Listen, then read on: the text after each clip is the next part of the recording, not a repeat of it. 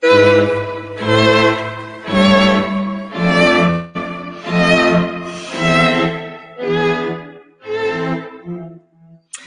everyone. This is Marc Sabatella from Outside Shore Music, and welcome to the Music Masterclass, our regular series where we talk about some aspect of creating music, composition, arranging, improvisation, all the creative acts of music making. Kind of got that speech down now, right? So, as we have been, we're going to be looking at counterpoint. We're still in the counterpoint course, and specifically, we are now beginning the section on fugues. And so, we are going to be talking about fugues today.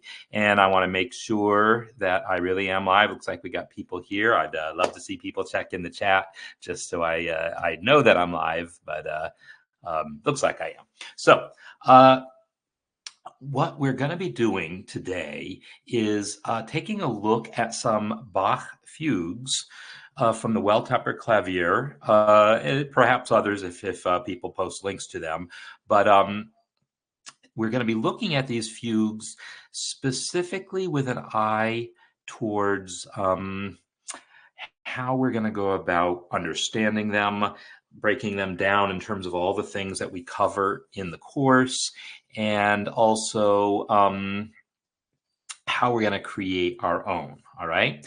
So I'm going to flip over to where I have my projects here. So these are the things that I've posted now under the coursework, in addition to the actual lessons of the course, right? We have the actual lessons where I run through all this stuff, and the lessons that I want people focusing on is everything up to, but not including, subject. So, yeah, it's the melodic and rhythmic language, the harmonic language, and form lessons, plus the overview. So that's what I want people focusing on here. Yeah, melodic and rhythmic language, harmonic language. Oh, use of dissonance. That's another one that used to be combined with the harmonic language, and then I ended up splitting it out. So I'm actually going to, well, maybe not. My other system here is making noise because I can't seem to shut off its speaker for some reason. But we're just going to ignore it. Okay. So, yeah, what we're going to do is talk about the openings of these fugues, the exposition, because this is going to be our first project. Our first project is going to be to create our own fugue exposition. Give me one more moment. One. Huh. Yeah, I'm just checking to see how much echo it really sounds like here.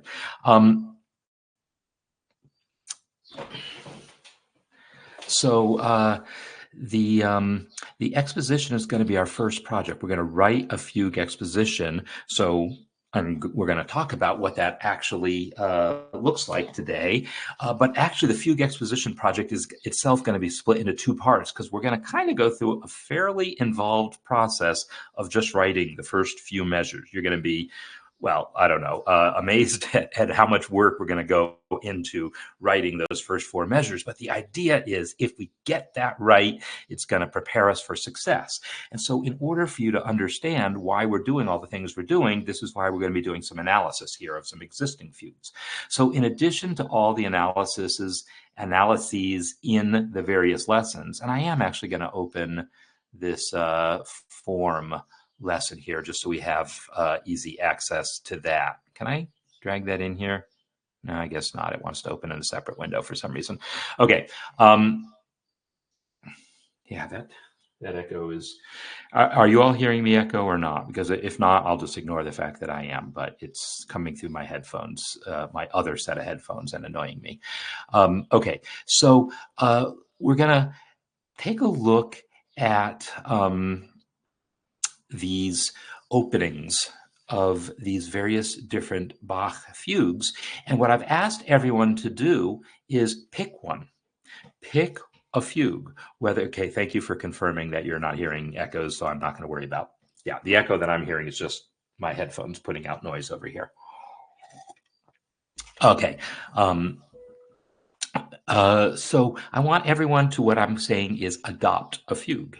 And that, by which I mean, you're going to take a fugue, you're going to really start to study it and look at it. Every time we talk about something in one of these lessons or whatever, I want you to look at it and say, well, how does my fugue, the fugue that you are studying, exemplify these things? And so far, we've got two people that have done that, Bob and Sora, I believe, unless someone else has done so in the last few minutes.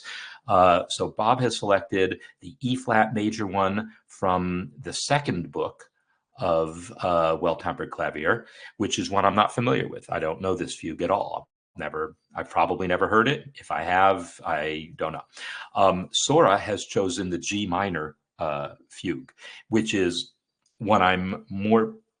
I don't know every single fugue from the even book one. I mean, I've heard them all, but I don't know them all. But the G minor one is one that I probably know a little better than most, and it's certainly one of my favorite. So those are the two we're going to talk about today. If other people have other ones that you want to adopt, just go ahead and drop a comment in the post here. And so let me make sure I'm going to put my Adopt a Fugue link into the chat, just so people have access to that easily. So if I paste that in here, it should do something somewhat reasonable. Content unavailable. Oh, there it goes. Adopt a Fugue.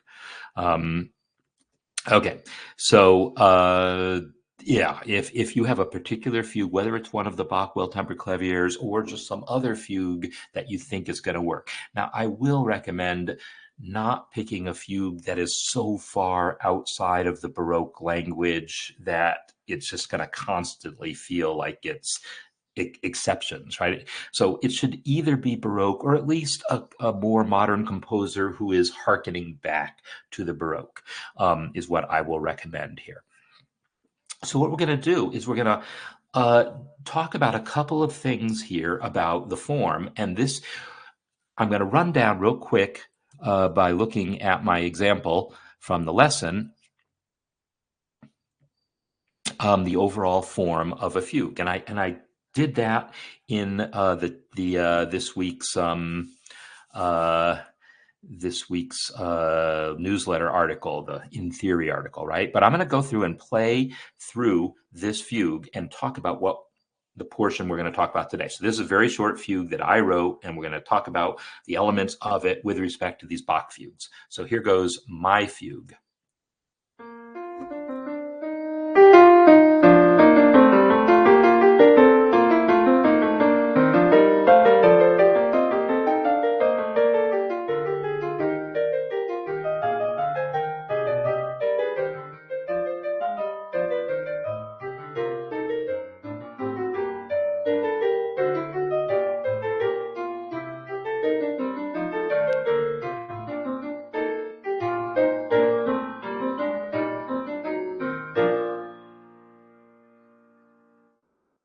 All right, so this is the fugue that I created as an example, and in the course, in the lesson on form, you'll see all the bullet points, and I talk through what all these things are.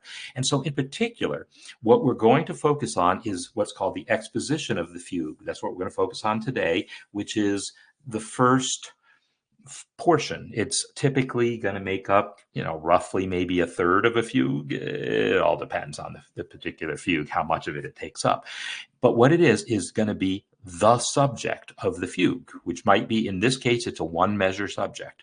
Most fugues are more like two measures. Some of them are four or more, but usually they're at least two. But I wanted this to be a really short, simple example. So I wrote a one measure subject. And that's all there is to it, right? So that subject appears first in one voice. We don't know which voice it is. We don't know if this is the top voice or the middle voice or the bottom voice. We don't even know how many voices it is. It's three. In fact, usually they'll tell you up front how many voices it is. Certainly most of the Bach ones, all editions of that. Well, I shouldn't say all. Many editions of the Bach Well-Tempered Clavier will tell you up front how many voices there are. So that is the subject. Now we're going to get the subject an answer, which is the subject again, transposed, possibly tonally adjusted. So that is the same as the original subject, transposed up a fifth, but down an octave, and then also tonally adjusted. Those are all concepts that are discussed more in the course, but you can tell it's the same basic pattern, right? We have a leap up. It's a leap up of a fourth instead of a fifth because that's that tonal adjustment thing. But then we have that lower neighbor figure, and then we have that dotted 8/16 figure, right? So you can tell by looking at it, and you can tell by hearing it that that answer is related. Let's listen to that again.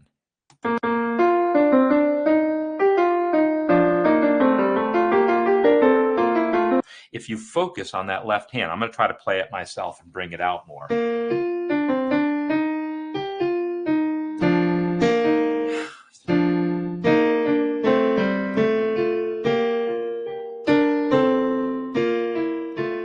So I'm bringing out the left hand a little more. I can try to do that even more.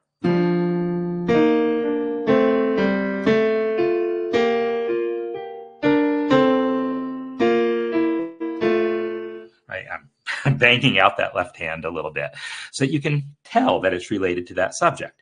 And then there's a measure of kind of, or at least a couple beats of kind of nothing.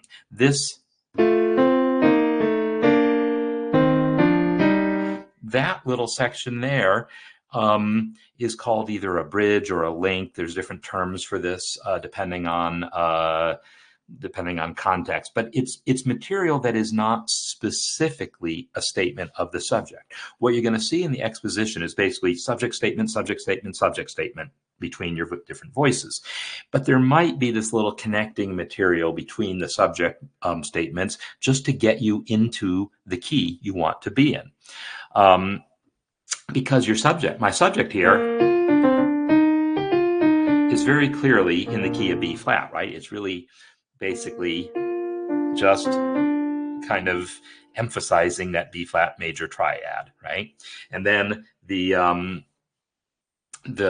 answer starts off also suggesting that tonic triad, but because the answer is really, and that's because I did that tonal adjustment, but after that, it's really focusing a little more on the 5 chord. It's got that A natural in it, and then it lands on the A natural there. So it's really feeling more like the 5 chord because it is this subject up a fifth or down a fourth. So this is, we've now ended on a 5 chord. And I need to take a couple beats to get back to the 1 chord so that the third voice can come in with the subject again in the original key here in the top voice. So at this point, all the voices have entered. And then we can start sorting out, well, what was the order that they entered in? Well, we had a voice here. We don't know if this is the top, the bottom, or the middle, but then a voice enters below it. So we know it wasn't the bottom voice. And then another voice enters above it.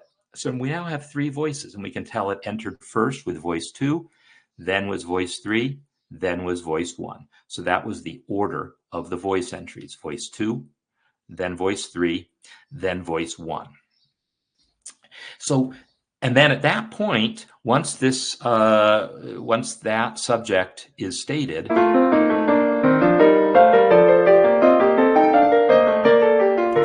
at that point, the exposition is done. Each of the 3 voices has stated the subject. If this was a 4-voice fugue, then we would see a 4th voice come in, and there would be another subject statement, typically, in the same form as the second one. The second and fourth, basically the even-numbered voices, the even-numbered voices or entries will have that transposed a fourth, transposed either up a fifth or down a fourth, and possibly tonal adjustments. The odd numbered entries are going to be the original key. So you can look at the rest of this fugue and you'll never see four voices happening. So you can tell it's a three-voice fugue until the very, very end. The very end, I do what Bach often does and cheat and bring in a fourth voice.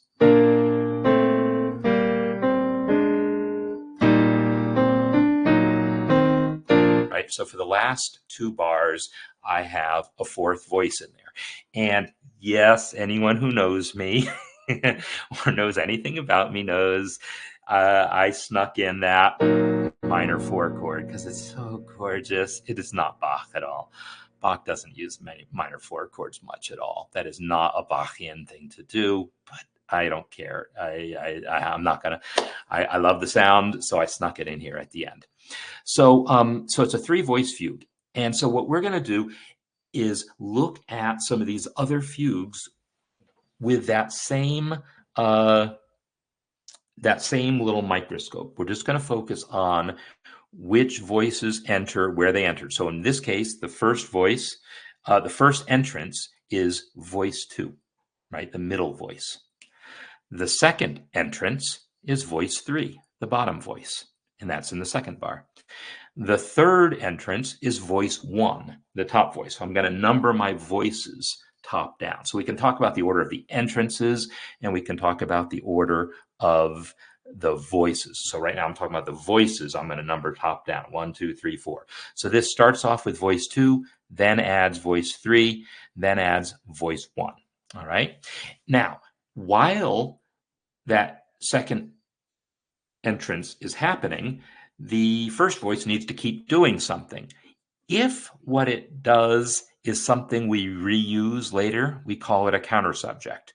And because I want everyone to get practice creating counter subjects or working with counter subjects, the project, as I assign it, you're going to create a line and try to reuse it. So in my case, it's this line here in the top, in that voice 2, when voice 3 comes in with the answer. So now I'm going to emphasize the counter subject.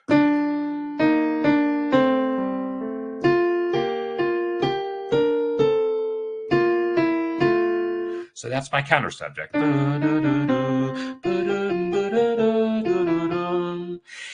Ideally, your counter subject would be pleasing as well. You know, your goal is to write a subject when you're creating a fugue, to write a subject that's like memorable. You want it to be memorable so that every time it comes in through the duration of the fugue, because one thing I didn't state explicitly here is, yes, the exposition is just subject statement with brief connecting material. The whole rest of the fugue is also going to be basically just statements of that subject, but varied in interesting ways. It'll be transposed, it'll be inverted, it'll be augmented, I don't know, it'll be subjected to augmentation, whatever the verb is for that, stretched out rhythmically, or it'll be inverted, as I said, transposed, it'll be taken in stretto, so that you'll have it overlapping with itself, and we're going to come back to that idea in a moment.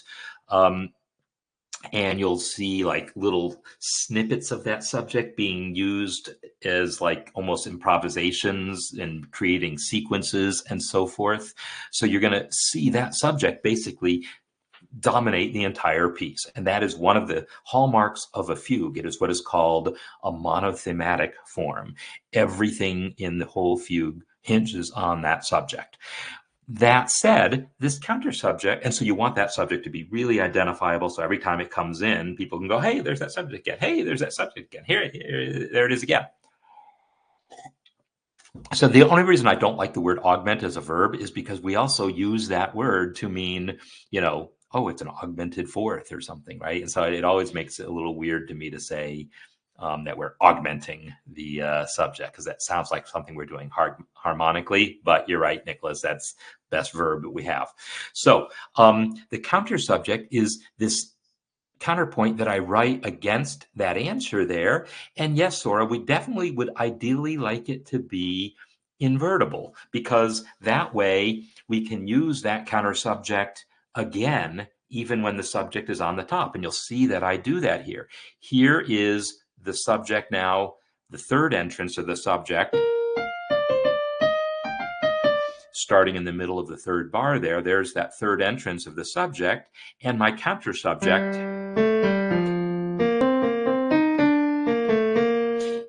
the counter subject in some form of adjusted, because remember the counter subject was written against a tonally adjusted answer. So when I want to use that counter subject against the original subject, I'm going to have to re-tonally adjust it, perhaps. So it's, this, if I look at my counter subject here, is it identical? I don't actually remember. So it starts off with an upper neighbor, and then down a step, and then a leap of a fourth. This guy is leap of a fourth, and then, yeah, actually it is.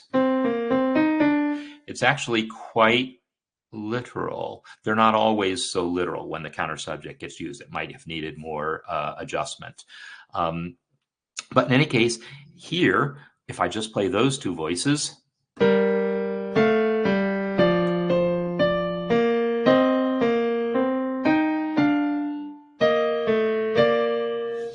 it works either above or below. The original counter subject was above the subject, and now the counter subject is below the subject. Yes, it's been transposed and all, but it's still the same thing.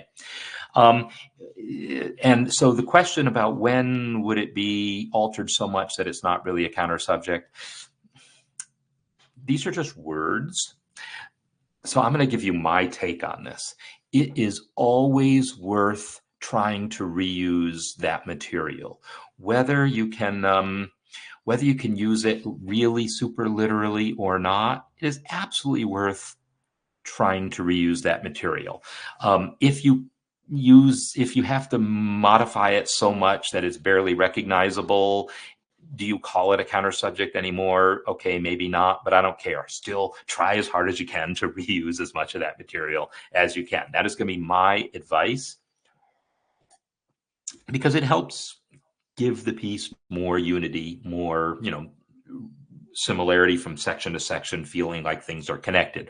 But, whether we put that term counter subject on it or not, I guess I don't care. So I don't have a good answer. As soon as you stop recognizing it, you don't call it a counter subject, but we still want to be able to reuse at least individual motifs from it.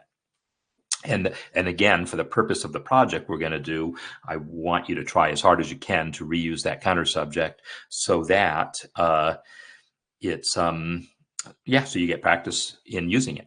Now, as far as the idea of the invertible, let's talk about what that means. What that really means is don't use parallel fourth. Okay, so it means thirds become sixths and sixths become thirds, right? When you invert things, thirds become sixths, sixths become thirds. So those consonants remain consonant.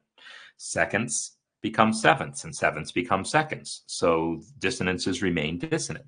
The only tricky thing is fourths and fifths. Fourths are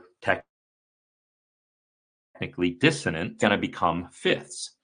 And you might think, oh, good, that means I can, that they're okay. But then you do want to be careful about parallel fourths, because those are going to become parallel fifths.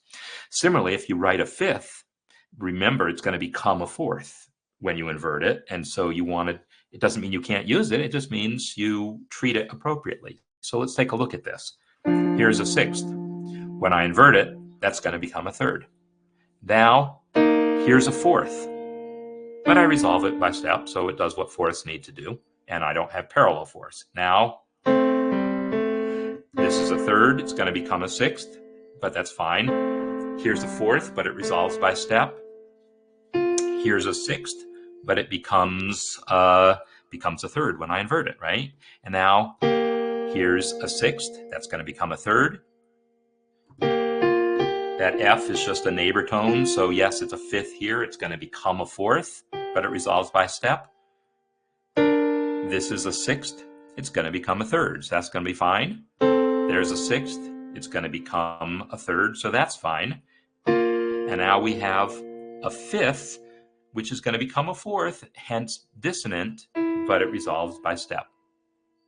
So this is what it means to have invertible counterpoint. It means you think as you're writing it, what is it going to look like upside down? I'm going to tell you a little secret here. Even though I have a whole lesson on invertible counterpoint and talk about all those mechanics, the reality is, what's the worst that happens? You end up with a fourth that doesn't resolve by step. Okay, whatever. Are modern ears going to complain about that? Probably not, especially considering that by that time you're going to have three voices in there. We're probably never going to hear it. So really, unless you write parallel fourths that are going to turn into parallel fifths, maybe that's the thing to watch out for a little more. But you don't have to work that hard to create invertible counterpoint. Don't get all sucked up in worrying about that. But if I go through the same thing here, you'll see, right, there's my third between the voices, sixth, and then there's a little passing tone here. That's a seventh, but it resolves by step. Sixth, goes down to a fifth, sixth, third, and then in the next measure, third, there's my fourth, but it's just a neighbor tone, comes back by step, third, third, and now here's that fourth that resolves by step, just like it should. So yeah, if you do it all right, it works out. So this is what we're going to be working on for the first project, is creating our subject and counter subjects and setting ourselves up for success. So what I want to do now is turn attention to the actual pieces that people, that Sora and Bob have actually talked about. So Bob is using that fugue in E flat, and he says the first entrance is voice 4. And so let's find Bob's thing here. Give me a second. Here it is.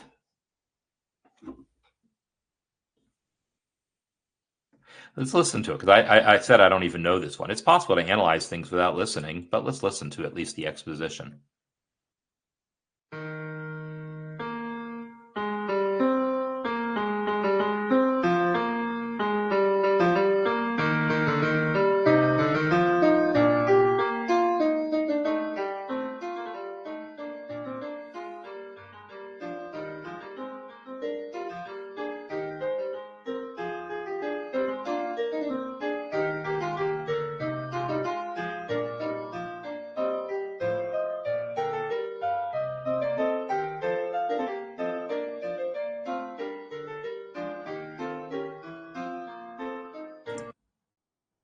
I'm stopping it there because can you hear how clear that cadence was at the end? That's basically how you know you've hit the end of the exposition. Even if I don't trace through where the subject is, I know the last subject probably ended just before that. And then maybe there's like an extra few notes to get us to that nice cadence. But that's a typical thing you'll find. After the last subject statement, there'll be some sort of nice cadence to start the middle section of the piece. That's what it's called, well, the middle entries or the development section.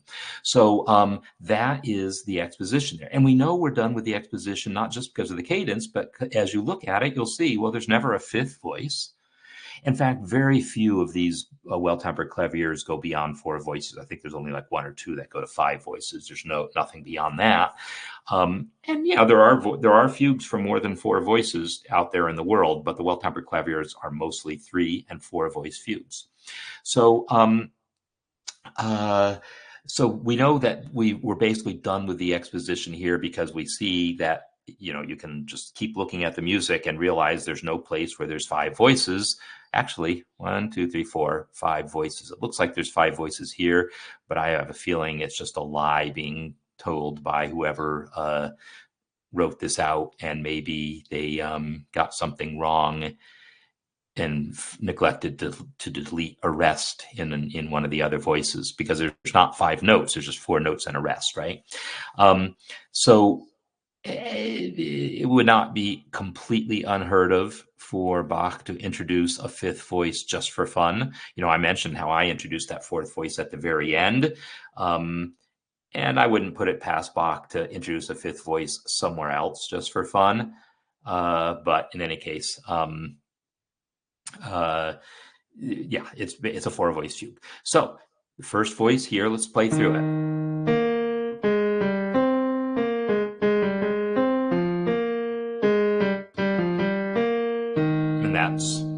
the subject right there, right?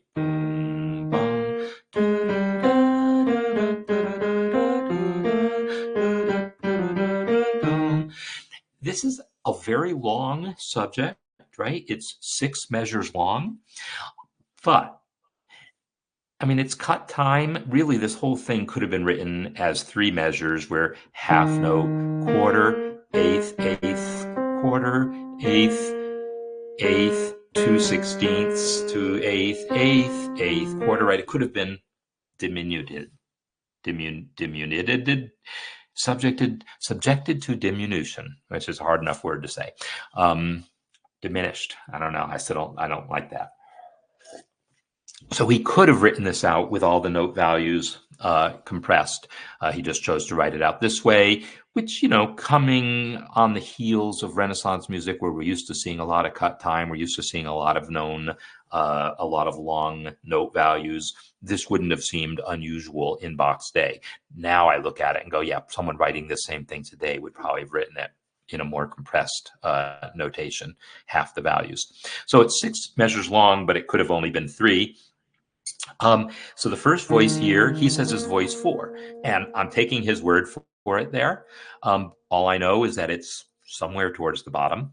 The second voice comes in somewhere above it, right?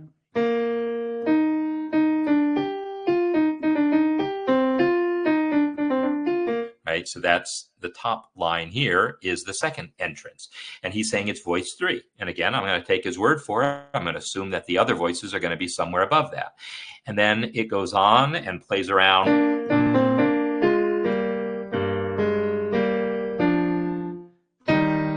So those 2 voices are down here on the bottom staff, and the third voice is entering on top of them.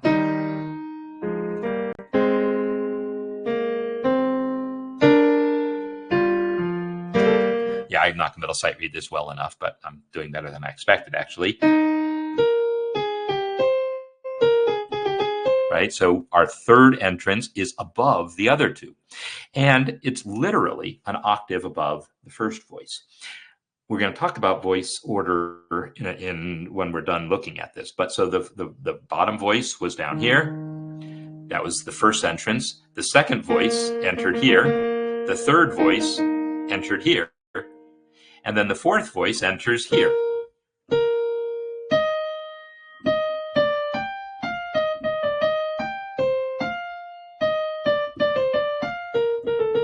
Right?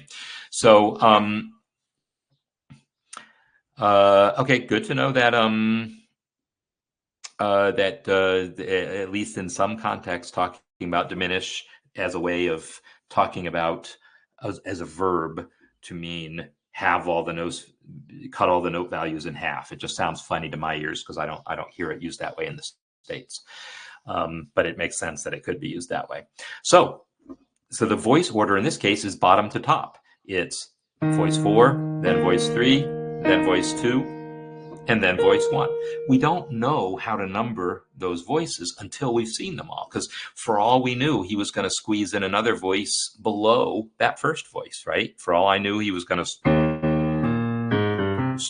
sneak one in a whole octave below this one, or a fifth, a bit below it. So yeah, this one happens to come in voices bottom to top like that. Now, one thing I didn't ask about, but I'm going to ask you all right now, was that imitation tonal or real?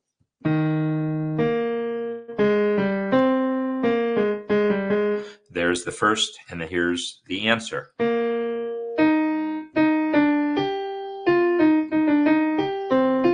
So is that a tonal imitation or is it real imitation? And if it's a tonal imitation, tell me how what your clue is, what note or notes were adjusted. And then we'll talk about, why that, whatever decision he made. We'll talk about that. So Graham is saying it's a tonal adjustment. And I'm going to take just to let a couple other people. Paul's also saying tonal. So yeah, I will agree it's tonal. So the next question is, well, what was adjusted, and does that does it jive? What was adjusted and why? Right? Sounded different. Well, you're right. You can hear it, that you'll definitely be able to hear it, that it's different. So the first one starts off with a fifth, and the second one turns into a fourth, right? There was a fifth, and then it turned into a fourth, right? And then also, because of that, Sora's pointing out note 3. This is actually what I noticed first. In the original, that third note is a step below the second note. In the answer, it's a repetition of the second note. So there is a really big clue, even if you're not recognizing, if your ear isn't like jumping out and saying, hey, that was a fourth versus a fifth for that leap, because they could sound similar. You would hopefully notice, well, one of them had that step down and one of them didn't. So the question is, why? That's my next question for you. Why? There's almost always one answer to this question, the why. Why was it tonally adjusted? The answer is almost always the same. So I want to hear that answer. But I'll give you a moment to do that. And then we're just going to take a quick look at what happens underneath this second entrance to see if it does get reused. Right? The question is, do we see that used anywhere else? So here's our third entrance. Do we see that? I don't see that figure. I don't see that lower neighbor figure. So it looks like he's not using that melody again here for the third entrance. I also don't see that half note octave leap here. I don't see that happening. But does it happen under the fourth entrance? Well, no, I don't see bum ba da dun dun dun. I don't see that happening in the fourth entrance. So it's looking like Bach is not setting himself up to use that as a counter subject anywhere else. But I'm going to guess that that is not actually accurate. That if we look, so first of all, this is very reminiscent of this line. The counter subject contains a snippet of the subject, right? That's not a common thing necessarily. Is part of the subject and then is part of his counter subject. That's a little unusual, but it kind of made sense because he had a little sequence going. He just kind of wanted to keep playing with that bump, ba-da-da-da, right? So he's reusing that fragment, just as Graham says. So, but that boo-ba-da-dum is found here. So we do see something like that here. And we see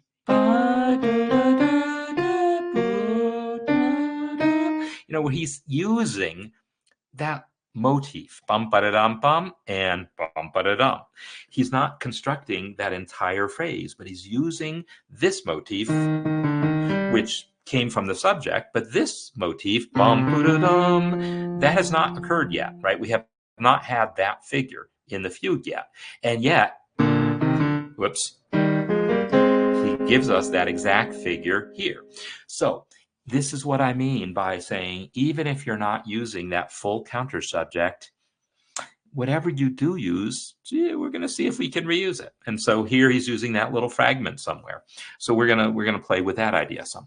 So Sora has an answer about about why that answer was adjusted. And yes, the idea is, had it been a literal transposition, then that 1-5 would have turned into 5-2.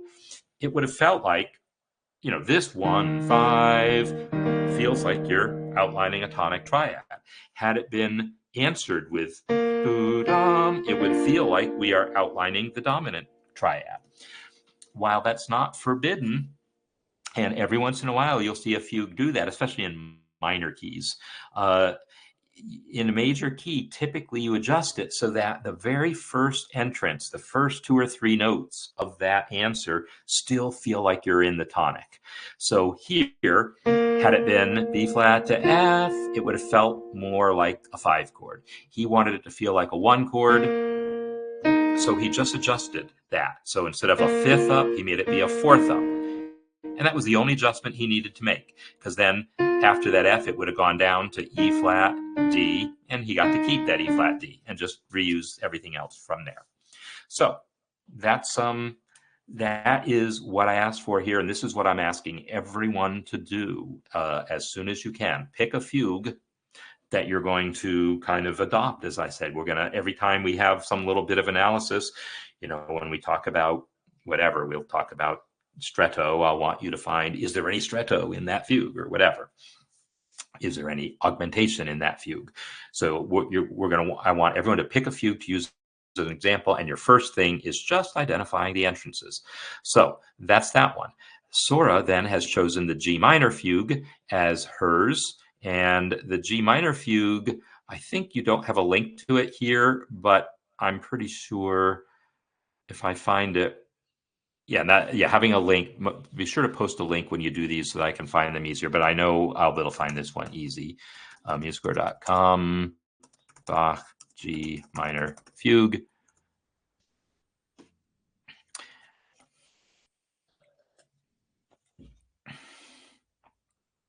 And, this is a different one. Yeah, unfortunately, there's a bunch of G minor fugues. I should have been more specific, right? And said, well-tempered clavier. Well-tempered clavier.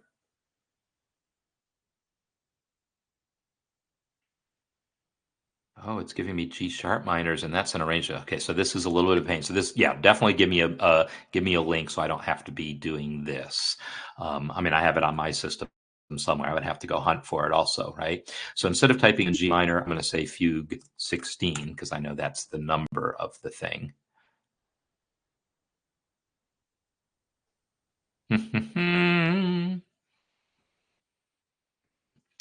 Yeah.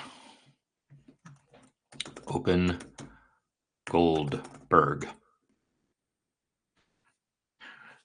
So here's the open Goldberg things, and then I want to find fugue 16.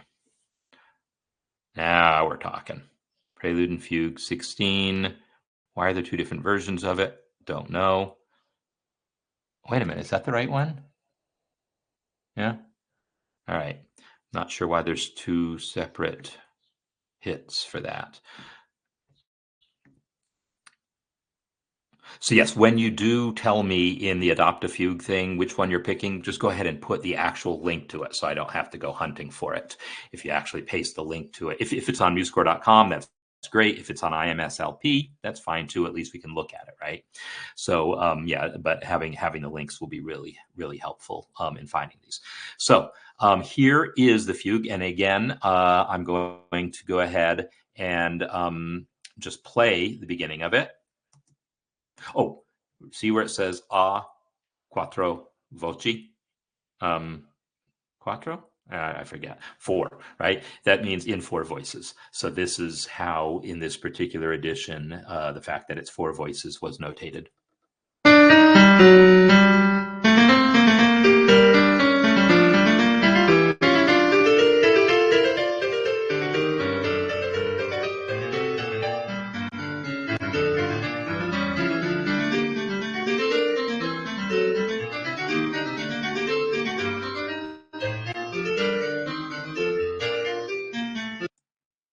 All right, I pause there because I am pretty sure we've now heard all 4 entrances. That's kind of fast. So, and this is the MuseScore 1 sound font, if you're wondering. Sounds a little vaguely clavier-like, so I'm okay with that. But our subject is, right, that's our subject.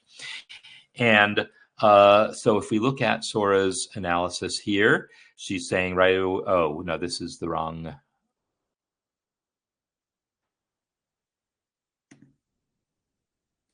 Okay, here we go. Here's where they are. Oh, and there's your link. Okay, I'm sorry. I didn't scroll down far enough to see that you had it in here. I'm so sorry. You did have it here. So first entrance is here, and what she's saying is voice 2. And so this is already like, oh, really? Because it's on the bottom staff. You might have thought this was maybe voice 3 or something, right? It looks like a tenor part here, but hopefully, you know, she's done her homework. And when we add it all up, we'll realize that no, it really is voice 2. So, and then the answer is up here somewhere above it. Right? And so we know that the second entrance there is somewhere above it. She's calling that voice 1, which is believable. I doubt there's going to be anything else higher than that. Here comes another entrance. And sure enough, it is an octave below that first one. Where does the final entrance come in? Comes in here, which sure enough is slotted somewhere below that first entrance and above that third entrance, right? So, so yeah, that is absolutely the correct order. First, we have the first entrance is voice 2, even though it's on the bass clef. Second entrance is voice 1 here. The third entrance is voice 4. And the final entrance is back to voice 3. And Sora is absolutely correct in identifying that it's a tonally adjusted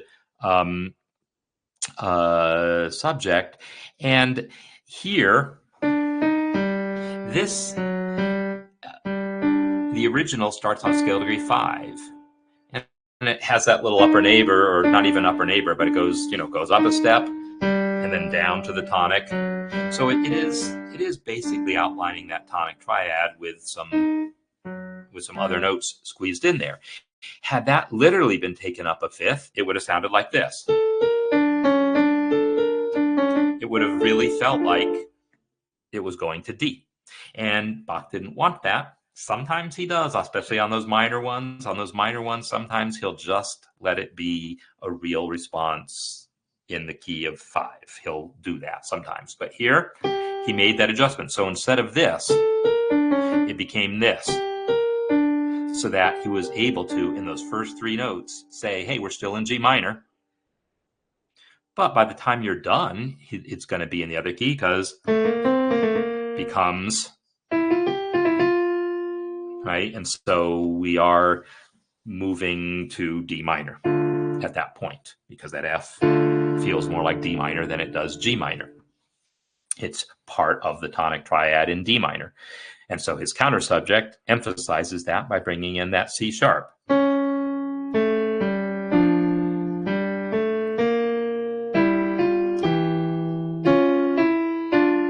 Right? I'm playing that slow for my benefit as well as for yours. So that is what's going on here. Now, I'm going to make an important observation that is really hard to be dogmatic about, and it's really easy to, well, no, it's easy to be dogmatic about and then be wrong. It's hard to make this point in a way that really resonates, but I'm going to try anyhow. And this has to do with what does it matter about these voice entrances. So remember that the one that Bob did, the order was 4, 3, 2, 1. It was bottom to top. This one, the order is 2, 1, 4, 3. The question is, does that matter? Are there some entrances, are there some orders of which voice comes in when that are better than others? You can find examples of virtually every possible example, but some of them are way more common than others. And especially in 4-voice fugues. In 3-voice fugues, both of these are 4 voices. In 3-voice fugues, you have a lot more leeway. But think about it. With 4 voices, you're going to have problems with voices crossing each other and so forth if they don't kind of stay in their lane, right? You kind of want to keep these voices in their lane. Now, it will be okay if the voices cross each other sometimes. It's bound to happen occasionally. It's not at all uncommon. In fact, if I look at that G minor one and keep scrolling, if MuseScore.com would cooperate and show me the rest of that thing, which it won't right now, I'm not going to worry about it. But yeah, if I keep hunting around in that thing, chances are I might find some place where I can see the voices are crossed because the stems are going backwards. I don't know for sure that that happens, but I wouldn't doubt it. So it's okay if they cross occasionally, but for the most part, you want to keep each voice in its lane. So the top voice stays above the second voice stays above the third stays above the bottom. Less important in a fugue than it is in like a chorale, like a typical hymn type of chorale setting, but it's still something you pay attention to. So why am I pointing this out? If you're going to stay in these lanes, think about the keys that happen.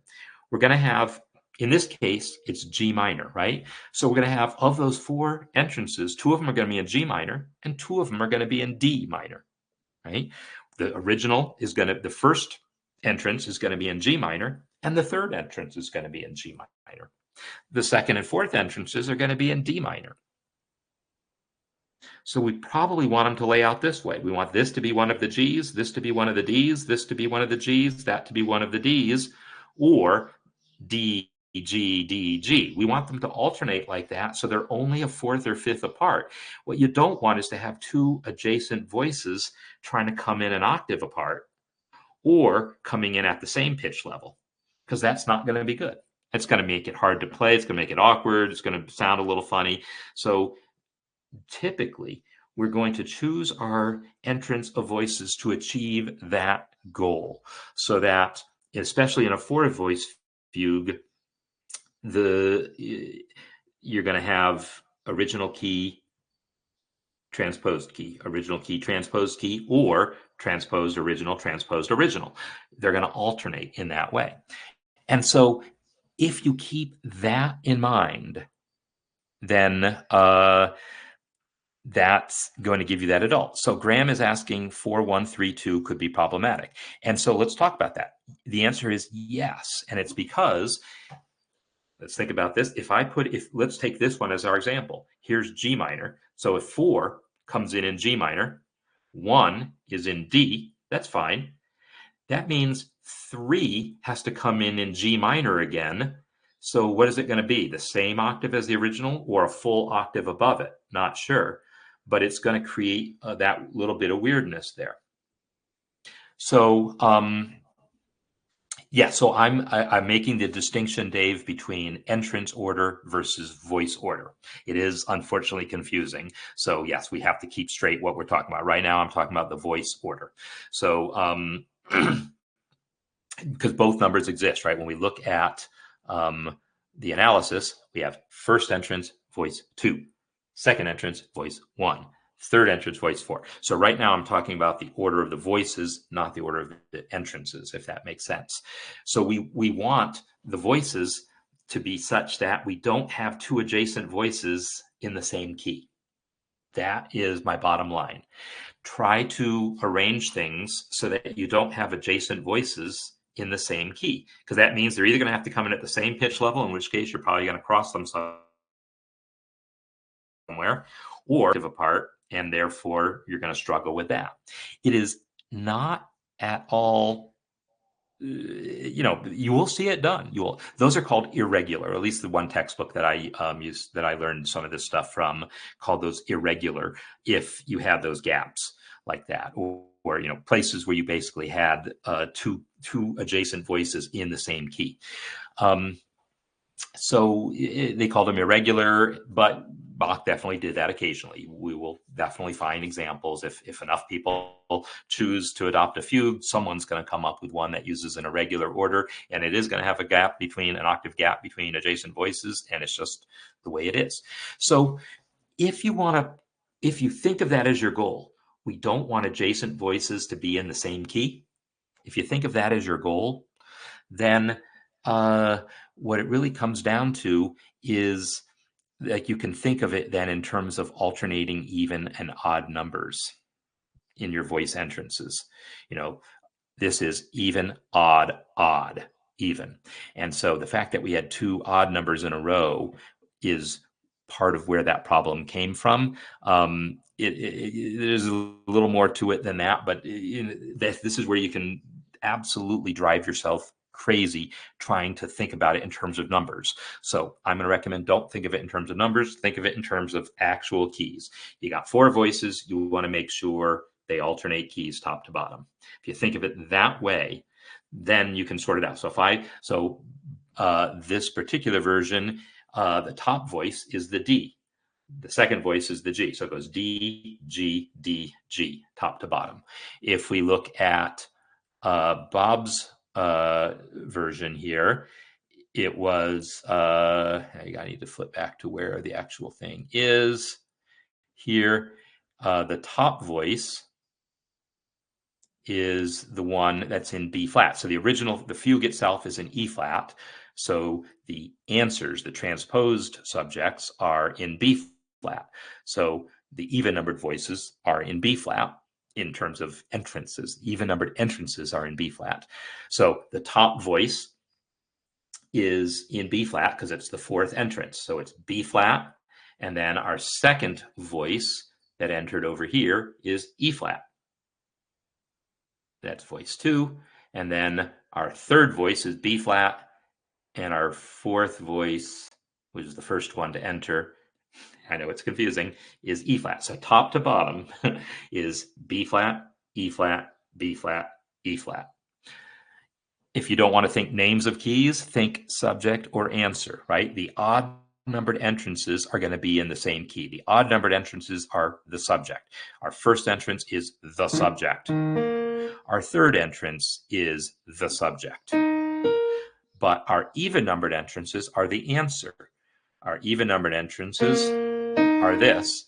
And then our fourth one is, right? So think of it as subjects and answers alternating. You're going to get the best, easiest results that way. Now, the question is, was it that way in mine? Well, in mine, my top voice is is in the original. So I have a subject on top. My middle voice is also a subject. My bottom voice is an answer. So I do have that octave gap between these voices, right? I've got the subject. This is the middle voice that it starts with in B flat. And then the top voice also is in B flat. So I have that gap, but I only have 3 voices. And you can get away with that more when you have only 3 voices. When you only have 3 voices, those gaps won't be so much problems because everyone's got more wiggle room. It's when you have 4 voices that you get, a little more crowding going on and a little more need to kind of keep everyone in their lane and to keep that alternating thing going on. So in our project, I'm going to recommend people write 3 voice fugues, in which case you'll have a lot more flexibility and you don't have to worry about this so much. But it will make your life easier if you do, as far as trying to make it actually playable too.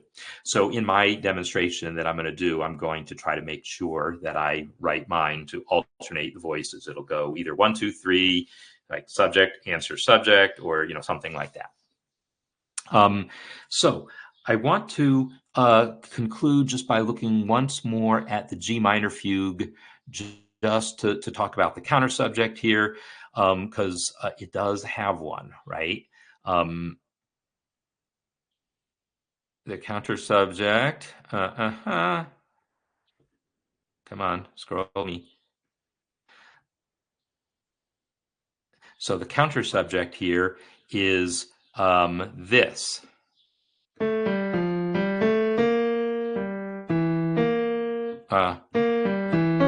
It's this thing in green. And that subject, you can see that getting used right here. Right here, sorry. Right? And then you see it down here. Wrong key.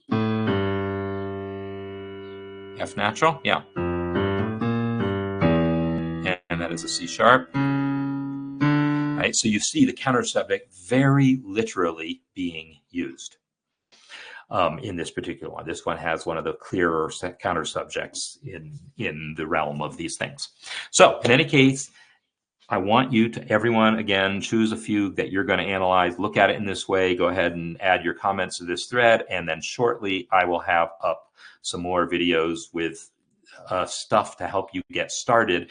But I am going to tell you again, the way we're going to start is not by writing the first measure first. We're going to start in the middle of the fugue, because what we're going to want to do is make sure we can create some stretto. And so we're going to start by writing some stretto that we're not going to use until we get to the middle of the fugue, but we're going to start by writing some stretto. And then once we know we've got some stretto that works, now we have our subject, and then we can start writing our fugue. So that's how this is going to go, right? So anyhow, so you have something to look forward to. I've started the process of putting that together, but I should have something up by later today or tomorrow. All right. So all of that said, let's play this out and expect that it's going to stutter. Yeah, there we go. All right. So thanks everyone for being here. Thanks for the comments. Thanks for the discussion. Thanks for the people who have Sora and Bob submitting your first bits of discussion already. I encourage everyone to get involved. It doesn't take long. In principle, pick a fugue. I mean, just randomly if you have to. I don't care how you pick it, and find those entrances and post your things so we have something to discuss, right? And it shouldn't take you long to do it. There's no reason you can't have the whole thing done in, a few minutes if you put your mind to it, right?